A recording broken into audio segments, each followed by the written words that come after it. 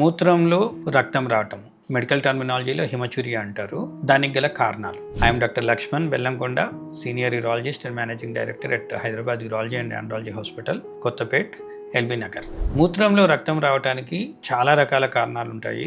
అందులో most common reason వచ్చేసి infections, kidney stones, tumours or any injuries. దేనివల్లనైనా కానీ ఉండొచ్చు. దీంట్లో బాగా భయపడవలసిన అంశం ఏంటిది అంటే ట్యూమర్స్ మీన్స్ క్యాన్సర్స్.